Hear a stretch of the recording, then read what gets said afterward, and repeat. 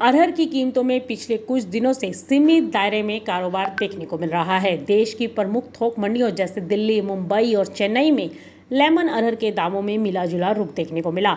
एक तरफ जहां चेन्नई में कल भाव 6350 रुपये प्रति क्विंटल तक लुढ़के, तो वहीं दिल्ली में 6825 रुपये प्रति क्विंटल तक की तेजी भी देखने को मिली और मुंबई में ये भाव 6350 के बीच कारोबार करते दिखाई दिए।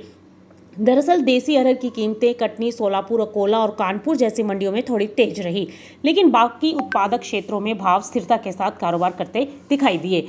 वहीं अगर अफ्रीकी देशों से आयातित अरहर की बात की जाए तो खासकर सूडान की अरहर 5950 से 6000 रुपये प्रति क्विंटल पर स्थिर रही, जबकि गजरी अरहर 5650 और मतवारा अरहर 5500 से 5550 के बीच कारोबार करती दिखाई दी। सफेद अरहर की बात की जाए तो सफेद अरहर के भाव 5850 रुपये प्रति क्विंटल पर कारोबार करते दिखाई दिए। इस समय दाल मिलों की खरीद बिल्कुल जरूरत के हिसाब से हो रही है और यानी वे बड़े स्टॉक से बच रहे हैं, जबकि स्टॉकिस्ट पहले से खरीदी गई दालों पर मुनाफा वसूली भी करते दिखाई दे रहे हैं।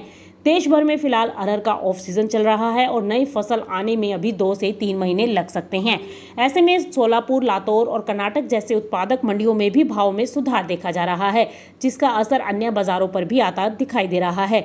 वहीं जानकारों का मानना है कि यदि घरेलू बाजारों में अरहर की मांग बनी रहती है तो भाव जल्द ही 7000 रुपये प्रति क्विंटल को छू सकते हैं। हालांकि अगर सरकार आयात खोले या स्टॉक लिमिट जैसे कदम उठाए तो तेजी थम सकती है। दूसरी तरफ आयातकों की तरफ से भी वर्तमान भाव पर बिकवाली की गति फिलहाल धीमी दिखाई दे रही है, क्योंकि अंतर्राष्ट्रीय बाजारों में भी ज्यादा हलचल नहीं है। कर्नाटक और महाराष्ट्र जैसे बड़े उत्पादक राज्यों में मानसून कमजोर रहने से अरहर की आवक पर असर पड़ा है, जिससे घरेलू बाजार में सप्लाई सीमित हो गई है। और वहीं सरकार भी लगातार अरहर की कीमतों पर नजर बनाए हुए है, ताकि खुदरा बाजार में इसकी उपलब्धता और कीमतें कंट्रोल में रह सकें। Bureau report, market times TV.